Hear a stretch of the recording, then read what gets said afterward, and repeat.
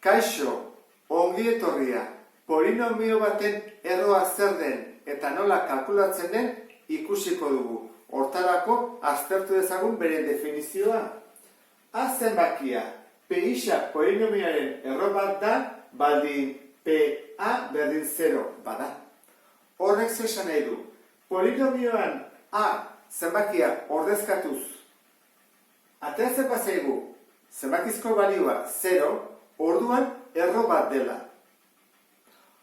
Horrek esan nahi du, ni baldin badut polinomio hau, eta isaren ordez jartzen badut bat, edo bi, edo hiru, eta lortzen badut hau dena 0 izatea, orduan zenbaki hori izango litzatekeela erroa. Baina ondarraren teoremarekin badakigu zenbakizko balioa eta ondarra berdina dela. Honek esan nahi du, ondarra 0 dela.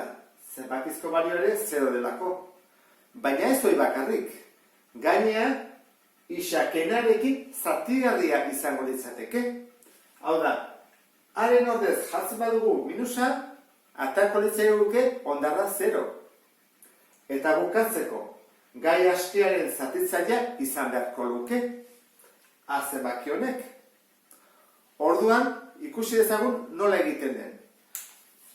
Hau baldin badugu polinomioa eta erroa kalkulatzeko, ez gasiko probatzen batekin eta bikin eta irukin. Egingo dugu Ruffiniren bidez, badago beste bide bat ere. Baina orain ikusiko dugu Ruffiniren bidez nola egiten den. Zer egiten da lehenengo? Koefizienteak bakarrik jarri. Hirugarren maila bat. Bigarren maila -2. Lehenengo maila -5. Gai askea 6. Hemen jarri behar dugu zenbaki bat, baina izan behar du gai askearen zatitzailea. Zein da gai askea? 6.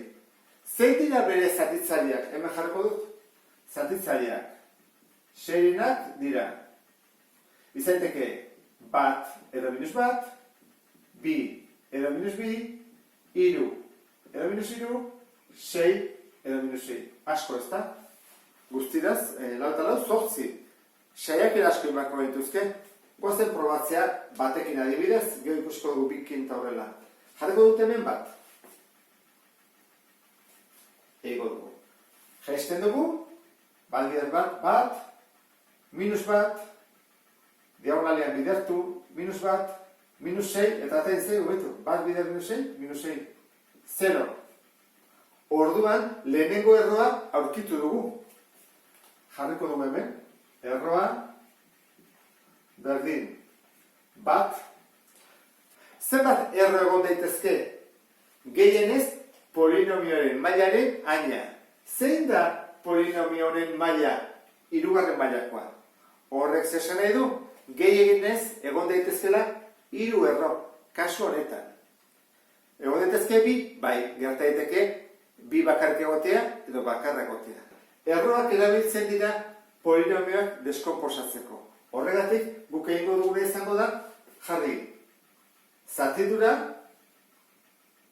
isa garbi, ken isa, ken 6, bider, zatitzailea, eta jarri behar da, horren aurkakoa.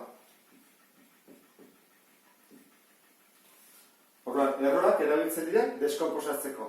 Lehen gendun polinomio bat, deskonposatu gabe, eta orain deskonposatu dugu. Deskonposa daitezke gehiago? Bai. Zer egin dezakegu? Hau deskonposatu daiteke. Hau ez, behen hau bai. Orduan, honekin jarraituko dugu. Koefizienteak aterako dizkiogu. Bat, -1,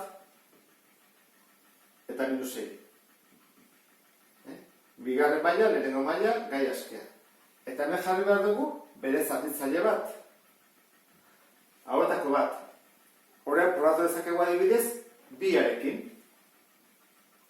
Jaisten dugu bat, bi bider bat, bi, -1 gehi bi, bat, bi bider bat, bi, ateratzen da ondana, -1 ez du balio. Horrean,